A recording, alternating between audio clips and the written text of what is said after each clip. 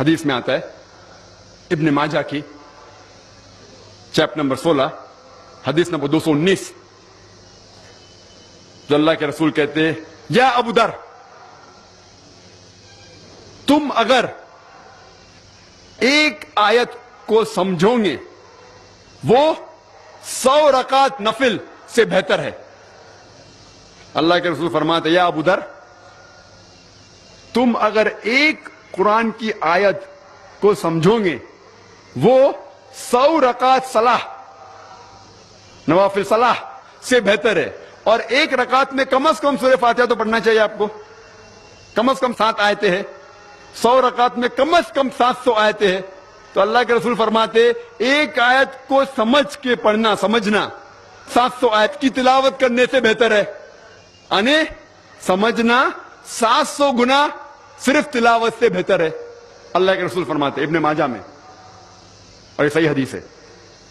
ہم لوگ سے پوچھتے ہیں قرآن شریف کیوں نازل کیا گیا تو لوگ کہتے جب اوپننگ سرمنی ہوتی نا اوپننگ سرمنی آفس کی تو قرآن شریف پڑھنے کا.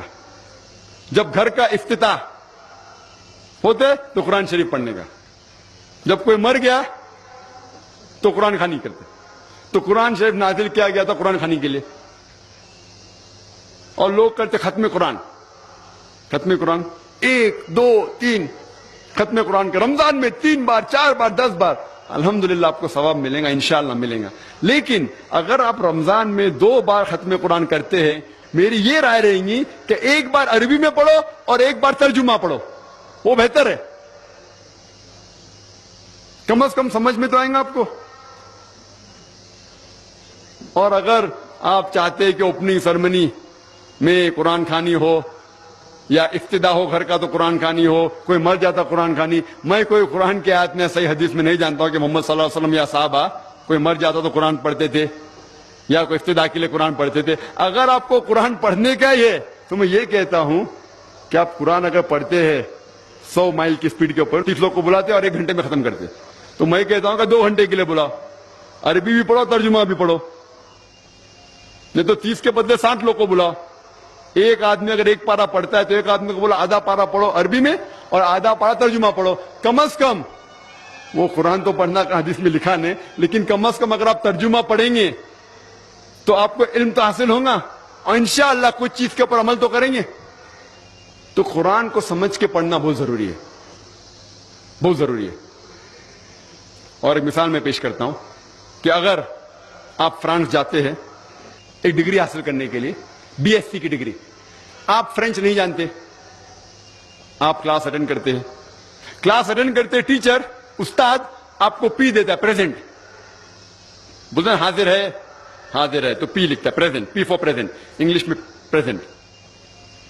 آپ پورا سال پریزنٹ رہتے پی ملتا ہے آپ کو, آپ خوش ہے. جب ایگزامینیشن آتا ہے تو کوشچن پیپر سوال کا جو پیپر ہوتا ہے وہ آپ کو فرینچ میں ملتا ہے. آپ کو فرینچ نہیں آتی, آپ کچھ سمجھ نہیں سکتے, لیکن ایگزامینیشن میں بھی آپ کو پریزنٹ ملتا ہے پی. کیا آپ جواب دے سکیں گے پیپر کا؟ آپ کچھ سوال ہی نہیں سمجھے تو جواب کیا دیں گے؟ تو یہ پی جو ہے وہ پریزنٹ کے لیے پاس کے لیے نہیں, آپ ایگزامینیشن میں فیل ہو جائیں گے.